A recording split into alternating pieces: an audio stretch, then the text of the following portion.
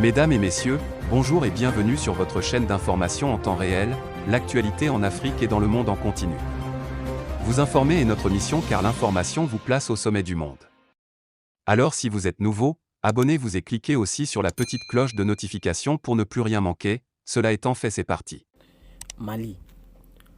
L'ONU met en garde contre l'impasse au Mali. Le représentant spécial du secrétaire général des Nations Unies au Mali, El Kassen Wen, a informé le Conseil de sécurité que la situation générale dans le pays demeurait inquiétante, ajoutant qu'aucune avancée notable n'a été enregistrée quant à l'application de l'accord de paix. S'adressant au Conseil par visioconférence, Win a d'abord brossé la situation générale sur le plan sécuritaire au Mali. Le mois de mars dernier a connu un certain nombre d'attaques meurtrières menées par l'opération Dutch dans le Grand Sahara, dans la zone de Manika et au sud de la région de Gao. Les combats dans la région de Manika, qui se sont déroulés à 200 km du plus proche point des forces militaires et de sécurité maliennes et de la force de maintien de la paix au Mali, MINUSMA, ont fait 40 morts dans les rangs des civils et entraîné l'exode de 3640 familles. Le représentant spécial du secrétaire général des Nations Unies a ajouté que les combattants de Dutch dans le Grand Sahara ont poursuivi leurs attaques contre T7, notamment contre un camp de forces armées maliennes FAMA le 21 mars dernier.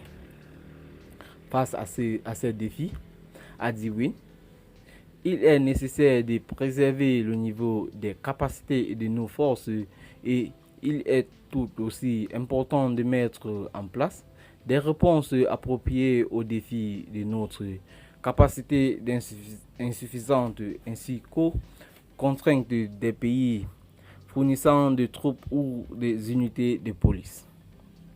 Il a évoqué par ailleurs des rapports faisant état des violations des droits de l'homme menées contre des civils à Mora, ajoutant qu'il est nécessaire que la mission des Nations Unies puisse accéder aux lieux où ont été commis ces exactions présumées conformément à la délégation qui les est octroyée par le Conseil de sécurité. Le représentant spécial du secrétaire général des Nations Unies a encore dit que bien que les opérations militaires pour lutter contre le terrorisme, il s'en demeure par moins que l'expérience a prouvé plusieurs fois que cette voie à elle seule ne peut garantir une stabilité de longue durée, notamment dans un environnement compliqué comme celui qui prévaut dans le centre du Mali. Le responsable onusien a dit que ces opérations doivent être menées de façon à minimiser les dommages causés aux civils et à soutenir le droit de l'homme et les principes du droit international humanitaire. Dans ce cadre, Wen a dit la finalisation en cours par le gouvernement malien de sa propre stratégie et sa mise en œuvre effective sont essentiellement pour parvenir à la stabilité dans la région. Il a rappelé que le retard mis à la finalisation de la période de transition a amené la CEDEAO à imposer des sanctions économiques et financières au Mali en janvier dernier, en plus de mesures individuelles décidées il y a près d'un mois. Cette impasse qui perdure malheureusement, a ajouté le représentant spécial de sécurité générale des Nations Unies, a accentué les tensions avec la CEDEAO et impacté négativement les relations du pays avec les autres acteurs internationaux. Il a ajouté que la situation actuelle constitue un grand danger pour l'avenir de l'accord de paix et prive les populations locales de dividendes de la paix dont ils rêvent. Wayne a raffirmé qu'aucun effort ne doit être épargné pour parvenir à un accord à propos de la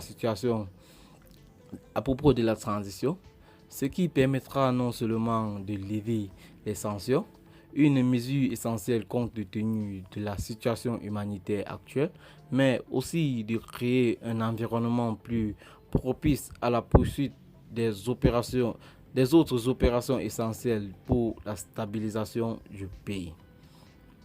Pour sa part, l'ambassadeur malien auprès des Nations Unies, Issa Kafuro, dans sa communication au Conseil de sécurité, a imputé l'instabilité politique et institutionnelle au Mali aux résultats catastrophiques d'élections mal organisées et une mauvaise administration.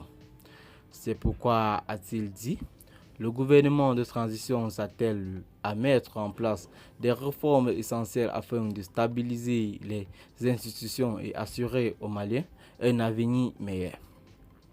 Le diplomate malien a ajouté que son pays a encore besoin d'un minimum de conditions sécuritaires pour avoir organisé des élections, avant de révéler que son gouvernement participe encore au dialogue avec la communauté économique des États de l'Afrique de l'Ouest à propos de cette question, y compris celle de la période de transition.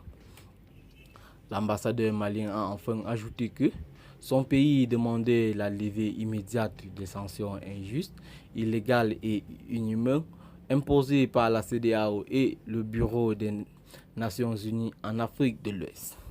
Eh bien les amis, c'est ici que s'achève cette petite note d'information. Abonnez-vous à la chaîne si ce n'est pas encore fait et activez la cloche de notification. Partagez la vidéo avec vos amis si vous l'avez trouvée intéressante. Et dites en commentaire ce que vous en pensez. Bye bye.